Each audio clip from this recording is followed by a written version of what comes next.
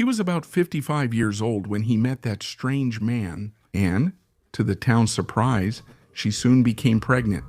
But most people spoke badly of her, and with good reason. They claimed that obsession was destroying her, and others openly doubted that she was really pregnant. However, others thought there was something demonic about the whole thing.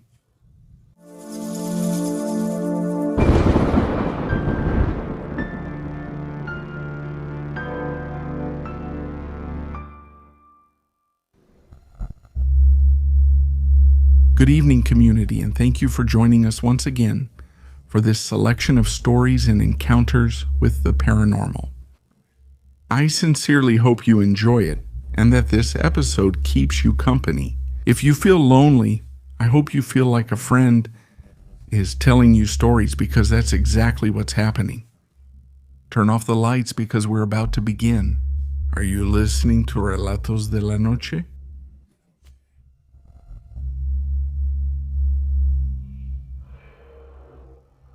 Hello, Relatos de la Noche community. I'm Xochitl, and I want to share a story that, although it's not mine, belongs to one of my best friends.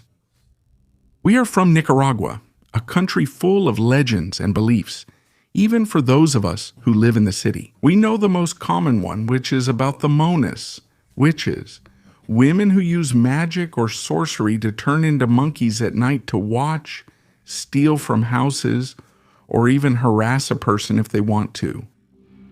This is the story of the day my friend encountered one of them. He has always been very sensitive to paranormal topics. Many times he has told me how he used to hear strange noises in his house that scared him when he was a child. Or that time when, working in a distant town, he heard someone knocking on his window. He is the one who told me that if you hear a noise outside your house at night, don't open the door or the window, because you allow these entities to come in, and all they want is to get your attention, so you let them in. The night he had this encounter was around 4 a.m. He had the habit of waking up at that hour to tie up the dogs at his house, since he lived in a house where his grandmother rented out rooms, and he didn't want any accidents with the tenants. For some time, there had been rumors among those who lived there that some monkey woman was roaming the area, since noises could be heard on the roofs of neighboring houses, and the dogs would get riled up barking, frequently at night. These witches usually roam around the houses between midnight and 3 a.m., so when he got up, it should have been a safe hour. That day, my friend got up with his usual routine, left his room, and in that kind of boarding house, you have to keep in mind that the structure was like a line of small rooms, each one self-contained. Then there was a large yard, and across it, in front of the rooms, was the bathroom. He had to go back through the room to get to his dogs. As he was going halfway there, he looked toward some mango trees that were behind his room, right behind it, planted in the neighbor's yard. There he managed to spot a black shadow in the corner of the building, in one of the last rooms, something still, not moving. When his eyes adjusted to the darkness, he saw a woman sitting like a dog. He says that her face at that moment seemed similar to the character from the movie Suicide Squad, Whistle. Her tangled hair, a half snout with teeth or fangs showing, and her deep eyes staring straight at him. The unsettling thing was that, according to him, he was sure she knew he had noticed, but she didn't make any move. His only reaction was to slowly lower his gaze, as if trying to keep this entity from realizing he was watching her, and look directly at his room's entrance. He started to walk and even whistle a song to try to calm himself down, to throw the witch off, who remained motionless, only looking at him. My friend says that as soon as he got to his room, he went in quickly, locked the door, closed the window, and drew the curtains. Then he went back to his bed, covering himself completely from head to toe, still shaken by what he had seen.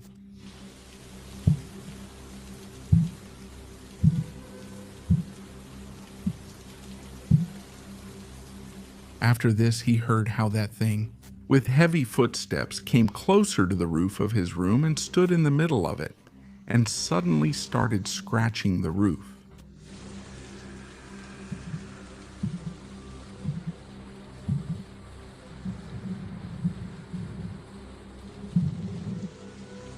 He didn't stop hearing that harassing sound until the sun started to rise, which wasn't a long time since, as I told you, that was around 4 in the morning.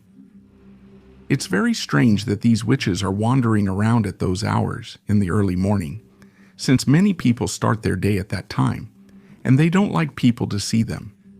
That's why my friend believes that this witch already knew his routine, wanted to scare him, and that's why she stayed waiting for him to get up.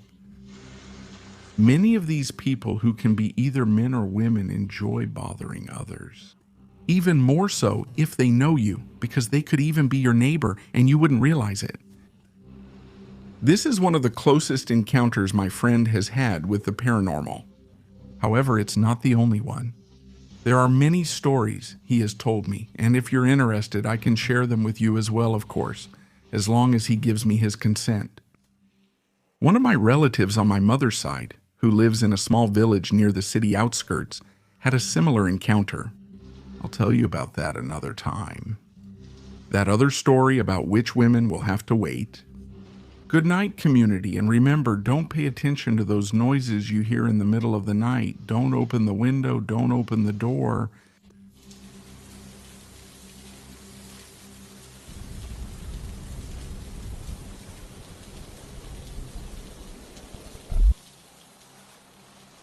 Hello, Relatos de la Noche team. My name is Linda, and if my stories are published, hello to the community as well. Please don't publish my last name. It was between 1999 and 2001. At that time, I studied in the mornings, and in the afternoons, I had a full-time job. I would get home around 1 in the morning and collapse to rest and start the routine again. One time I left work especially tired, so much so that I decided to sleep in the first bed I found, which was my mom's. I got ready and got into bed, and just my luck, as soon as I got comfortable, I felt my sleepiness go away. I considered relaxing and letting sleep come naturally, and I focused on the light coming in through a big window that was at the head of the bed. At some point, I realized that in the light inside the room, you could see dust particles, as if there was a breeze gently moving them. I was glad because I thought I was finally going to fall asleep, that the relaxation was working. I began tracking the particles to see what would happen, but they started forming 2 perfectly human figures, standing next to the bed on the side where my mom was resting. At that moment, I didn't feel afraid. I was captivated by what I thought my mind was imagining. The figures went from looking like a bunch of particles to being blurry silhouettes, and then 2 people appeared who were there. Suddenly, I realized that now I could see how they were dressed, how their hair was styled, their features. I even noticed that they looked at my mom with a lot of tenderness, as if they were looking at a baby. It seemed very strange to me, but I still didn't feel afraid. I was trying to understand why I was imagining that, until I remembered that my mom had been sick for weeks. I was afraid that the worst would happen. All I could do was keep an eye on her and take care of her needs. And that's how I thought that those people weren't just coming to visit her, but they were coming to take her away. At that moment, fear got into me. I thought about getting up quickly to scare them away, but at the same time, I didn't want to or couldn't stop looking at them. I nudged my mom with my elbow, first gently and then a little harder, but she just mumbled without waking up. By that time, I was panicking. I was really worried that my mom wouldn't wake up, okay? I still didn't want to move so they wouldn't leave, even though I was scared that they were there. I grabbed the blanket and covered my face. At some point, I fell asleep. Those figures never saw me. I didn't notice them stop looking at my mom, and they never changed the way they looked at her, with a lot of love. The next morning, I woke up to the sound of my mom getting ready to go to work. Normally, I also had to get ready to go to school, but I stayed to tell her. What I had seen was so strange that as I was telling her, she started laughing. It seemed like instead of telling her something that had scared me, I was telling her a joke, and neither of us had that habit. I kept telling her, feeling a bit discouraged by her reaction. I expected she'd be concerned or might explain it to me. I decided to tell her everything, how they dressed, their hairstyles, the color of their skin, everything. And that's when my mom's expression changed. She went from being amused to looking astonished. According to her, those two people were her grandparents, whom I never met. They raised her from a young age. When she moved to this city, she stopped seeing them often, but she tried to visit them whenever she could, but they passed away in the 90s. As she told me this, she didn't seem afraid, but rather showed the longing of someone recalling something fondly. Since then, my mom's health improved and I never saw anything like that again. I did have another very strange experience that I still can't explain, but it doesn't seem to be related. I hope that when the time comes to leave, one of our relatives will come to accompany us on that new journey. Thank you for letting me share this experience, which I know isn't that scary. On the contrary. And thank you for giving us a space to share and vent, even to encourage us when we need it. I'm very happy to be part of this community. A hug to everyone.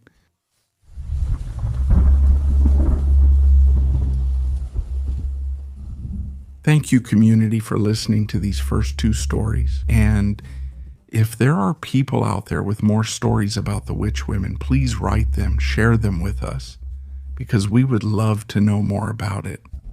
Also, if anyone else out there has seen ghosts form through tiny particles, please. We look forward to your stories, especially so that the people who have shared with us today don't feel alone and know that there's someone else out there who has experienced something similar. Up next is a very, very different story because it's written almost like an academic document. However, that's exactly what I feel makes it very, very interesting. And I didn't want to change it. I didn't want to adapt it much except for changing a few words so that we can all understand it. But I kept that tone and I hope you like it. Let me know. What do you think of this experiment? I feel that this gives the story a unique personality, something we've never explored before in Relatos de la Noche. So let's continue with this story by Carlos Balcazar, The Strange Case of Doña Elvia. Hello, community. First, thank you for your attention and patience. Because maybe I'm not the most qualified to write this story, but I've considered it a personal responsibility to try. There is an indirect relationship that I would have liked to avoid, especially because the arrival of this story was not a coincidence. To a certain extent, I've had to answer for my actions after that strange episode, whose threads extend beyond a simple coincidence. I can still assure you that this story still haunts those who were involved, and I won't be the one to try to give it a conclusion. That's not my intention. Today, what I want is to try to organize my thoughts and clear my mind a little, to shed light on events that developed as suddenly as they did arbitrarily. Before any description, I need to emphasize that the consequences of this story involve several people, so I must handle certain information very carefully. You see, about a month ago, I had a conversation with an academic psychologist named Alicia, who is researching the case of a woman who predicted her own death. A few days before she passed away at the age of 60, Alicia contacted me while she was gathering information about the possible causes of that death because, according to her records, it was not a conventional case. As for my involvement in all of this, I will share only what is necessary and at the appropriate time. In the meantime, we will be consulting Alicia's files to unravel this story, making sure not to mention full names or exact dates that could compromise her investigation. Although I must say that she is part of an organization that works without profit or publicity, and has been dedicated to documenting and supporting paranormal cases for more than 7 years. Despite her professionalism, Alicia can't set aside the human aspect. It was her who suggested that this story could be published independently, here, knowing that there was a precedent related to stories of the night. That's why I'm deeply grateful for the willingness, and I also thank Uriel for giving us this space to share with you what we found. Alicia's work is not just a contribution, but the magnifying glass through which we can contextualize the case of the woman who predicted her death in time and form. Person, truly relevant testimonies, and then also the statements of the two main witnesses. People who carried for years the frustration of not being able to help someone so dear. After 5 years of keeping silent, it was as if some kind of curse was lifted. And after the death of that woman, both of them simply said, we couldn't help her anymore. No one else could help her anymore. Alicia came to them thanks to her investigation, bringing with her the most important information about the case. They shared everything very openly, although they admitted that they were still very afraid of what they saw. That was when Alicia showed them her own version of the events, along with the documentation and evidence. And only then did they find the confidence to speak freely about Mrs. Elvia in the archives, Alicia explains. It all started by investigating a small house in a town in Oaxaca, where very strong paranormal activity was reported. 2 women lived in that house, Elvia and her mother. We know that Elvia was the only daughter of a single mother who sold medicine made from herbs and performed cleansings, which is why people knew her as a healer. Elvia grew up right there, and from a young age she showed a strong desire to be a mother, although she always had a very solitary personality. At an advanced age, she underwent tests because she had never had a menstrual cycle.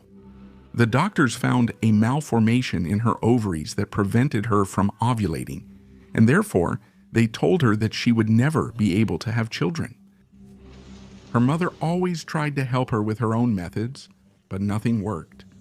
So, she took her to a witch doctor who had handled similar cases. He explained to them that being a mother was not her destiny, and even worse, that insisting could bring very dangerous consequences. He warned them that this search could require significant sacrifices, and he recommended that they adopt. But Elvia insisted again and again that she wanted to have her own child, no matter the cost. The sorcerer tried to make her see reason. He could clearly see her desperation. He even told them about the case of a very young woman who lost her life trying to obtain fertility through occult means, without understanding the risks. He also recalled that he had handled a case similar to Elvia's, he remembered, but said that the price had been too high, even for him. That's why he stood firm in his recommendation that if she wanted to be a mother, she should adopt. In the reports that talk about that sorcerer, Alicia puts a lot of emphasis on her warning about closing portals and the consequences of leaving one open. According to her, some of her symptoms manifested in Elvia for the rest of her life, according to gradual changes that ended up turning her environment into a kind of hellish disaster for her and for those who lived nearby. Alicia admits that it wasn't easy for her to find that sorcerer, since he was already a very old man. But her testimony gave a new perspective to her team's work, which had been investigating several cases in that area for some time. The sorcerer was key to understanding the nature of Elvia's death, because from there, Alicia began to connect the dots until she concluded that her death was arranged, and not exactly in figurative terms. Later on, testimonies appear about what could be called the first stage of Elvia's curse. People from the village said that she changed after the sudden and suspicious death of her mother, that from then on she lived alone for a long time, and her behavior became increasingly strange. Her obsession with a baby reached such a point that she started using a kind of pillow under her dress all day, pretending to be pregnant. The children made fun of her in the street. Once, that pillow fell to the floor while she was carrying the groceries, and the person who attended her at the market swore they saw that the pillow actually looked more like a sack with tufts of hair coming out of it. Elvia cried on the floor, desperate for having let go of Elvia, neglecting her miracle, until a quiet man came over to help her. That man would become her future husband, a worker at a local farm, very humble and originally from the state of Mexico. Some accounts claim that Elvia was around 55 years old when she met him, and to the town's surprise, she soon became pregnant. Their wedding was simple, almost private, but most people spoke badly about it. They claimed that this obsession was destroying her, and others openly doubted, with good reason, that she was really pregnant. The rumors reached an extreme when some people said they had seen her walking with a very tall and very strange man on a night when her husband, Norberto, was away for work. That rumor caused a heated argument between them, and they ended up deciding to move. A few days later, they moved to the state of Mexico, where their daughter would be born. In the last section of Elvia's biographical file, there's a list of people who claim that the house where she grew up, the same one where her mother attended to people, is now haunted. They talk about shadows, about children's voices crying at night, and how they keep the neighbors from sleeping. To this day, no one has been able to do anything about it.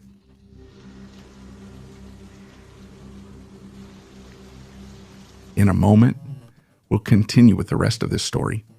However, I want to use this pause so you can catch your breath, so you can rest for a moment. And I remind you that subscribing, giving us a thumbs up on YouTube, a 5-star rating on Spotify, and leaving a comment really helps us to continue with this beautiful project. Don't forget to interact with this episode. Show us that you're out there.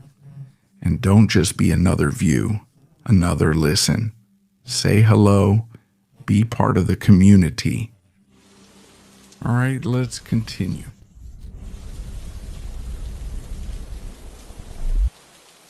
As for Norberto, Elvia's husband, we can say with certainty that he was another victim in this tragedy. He did everything he could to build a family during the last 2 years of his life. He was warmly welcomed in the state of Mexico by a cousin and his wife, Luis and Norma. We know about the horror surrounding Elvia because of this couple's testimonies, as well as the events that led to the illness of Norberto and his daughter. In the interviews, Luis shows genuine affection for his cousin. He says that he wanted to go into a real estate business with him. Although Norberto was too reserved for this kind of work, he still appreciated him deeply. Norma, for her part, is an empathetic woman who manages the rental of several houses in that same gated community. It is worth mentioning, as a small aside, that they themselves rented me a house in that gated community some time ago. The plan they offered to Norberto and Elvia consisted of paying for the house in affordable monthly installments like rent. By then, Norberto had already found a job thanks to Luis, and with that, he was able to support his family. During the last months of her pregnancy, Norma spent a lot of time with Elvia and soon noticed that she was not an ordinary woman. She tried not to judge her, since she didn't have children herself, but some things she couldn't ignore. She often heard her talking to herself. Once she heard her having a conversation in the dining room, and when she peeked in, she saw that Elvia was talking to an empty chair, with the same naturalness with which you talk to a real person. Norma asked her who she was talking to, and Elvia replied without showing any discomfort with "my guardian angel." Since then, Norma paid more attention. She listened to how Elvia talked about her fear of losing her daughter, about asking for forgiveness, about trying to be obedient. Norma didn't fully understand what she meant, but she couldn't help but grow fond of her. Over time, Elvia confessed to her that her pregnancy had been possible thanks to that same angel, since before she couldn't have children and suffered a lot because of it. According to her, the angel had granted Elvia a miracle as a reward for her faith. Norma began to see her as a woman with enormous inner strength, even though she was strange in many ways. Luis, on the other hand, didn't trust her, but even so, he accepted that Elvia could keep Norma company while he worked. What did bother him was that his wife started adopting Elvia's peculiar habits, like placing an extra chair in every room, even in the bathroom. That issue became a reason for Luis to argue until it reached a critical point during a dinner. That night, all four had dinner at Luis and Norma's. The atmosphere was calm until Elvia asked for a fifth chair to be added to the table. Luis, in a friendly tone, commented that it was only fair to start considering the baby, but Elvia clarified that the chair was for her guardian angel, because sometimes he likes to be close, she said. Luis, trying to joke, asked if she also wanted them to serve him dinner. Elvia didn't respond, and an awkward silence followed, broken only when Norberto raised his glass and said, "I want to make a toast to this family. It has been a blessing for me," and everyone toasted. The dinner ended with no further surprises, or so it seemed. Later, when they were alone, Norma went to rest and Luis stayed behind to clear the table. As he picked up the fifth chair, he remembered the earlier scene and let out a soft laugh. He left it by the wall, turned off the dining room light, and at that exact moment, turned off the light. He heard a crash behind him, chairs scraping, bangs, wood colliding. He turned on the light immediately. The 5 chairs were stacked on the table, everything else untouched. Luis took them down one by one, his skin crawling, and went to bed unable to understand what had happened. Of course, that night he couldn't sleep, and the next morning he looked for Norberto to talk. It wasn't curiosity that moved him, but concern for Norma and for living with Elvia. Norberto admitted that Elvia had unusual behaviors, that she had suffered a lot because she couldn't be a mother, and that this had deeply affected her. Even so, he loved her and believed that God had blessed him with a spiritual woman and a daughter. On the way, Luis decided not to insist any further. The following months were full of preparations for the birth. The midwife visited frequently, and Norma was actively involved. Everything seemed under control until the birth happened abruptly ahead of time. One early morning, while the men were away, Elvia's water broke. The midwife didn't arrive in time. Norma, with the little she had learned, had to assist with the birth. She called for an ambulance and tried to control her panic, but when she finally had the baby in her hands, she was breathing. Elvia took her desperately, repeating prayers, asking for forgiveness, begging her angel not to take her away. At that moment, Norma felt her vision, hearing, and balance all blur. She turned her head and saw a dark shadow at the back of the room, much darker than the dim light. A tall, faceless shadow. Swaying from side to side, that shadow.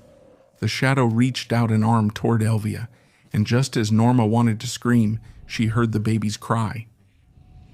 Elvia was crying in gratitude, hugging her, and at that moment the midwife came in. She saw Norma paralyzed and Elvia crying on the bed, with her living daughter in her arms. The ambulance was waiting outside. The testimonies of Luis and Norma were the most difficult to document. Both relived traumatic episodes, and only with time were they able to tell Alicia about them openly. Luis understood why Norma avoided talking about the birth, and Norma understood why Luis never wanted to talk about the chairs. Each stayed quiet to avoid hurting the other. Then came the hardest part. The baby, although alive, couldn't feed. Elvia couldn't breastfeed her, and the doctor said the little one wasn't absorbing any kind of food. She died shortly after being born. Norberto also got sick during that same period. He couldn't swallow, not even water. Every attempt caused him unbearable pain, as if something inside him refused to let him live. Luis was with him with his cousin in the hospital until the end, unable to do anything. The absence of both marked a before and after in that family. Luis buried himself in work. Norma focused on her responsibilities. They had agreed to stay away from Elvia, but Norma couldn't do it. She brought her groceries and paraffin so she could make candles for the spirits. Luis, on the other hand, began to deeply resent her. Norma believed Elvia was a victim of something bigger, until one afternoon when she visited and everything changed. She entered without announcing herself, as always. The house was dark except for some candles that cast a green glow on the wall, something she had never seen before. She heard moans, thought that Elvia was unwell, so she pushed the door open, and what she saw scared her like never before in her life. Elvia was lying on the bed, writhing. There were objects scattered on the floor, and among them a wooden board. On top of him, she saw a shadow, a compact darkness, so dense that it didn't reflect the light, moving grotesquely over her body. Norma shouted, "Get away from her, damn you!" The shadow stopped, then straightened up and began to move toward her. Its height was monstrous, and its darkness completely covered her. "She is mine." At that moment, a deep voice roared from within the darkness, and then everything disappeared. The candles returned to their normal light. Elvia was exhausted but conscious. Norma helped her sit up and they talked. Elvia confessed that this being was her guardian angel and that she had made a pact in order to become a mother. Norma looked at the board on the floor and recognized it was a Ouija board. She asked if Elvia used it to summon that angel, and Elvia said yes, that she had had it since she was young, inherited from her mother and grandmother, and that her angel had already revealed to her the exact date of her death, June 12, 2020.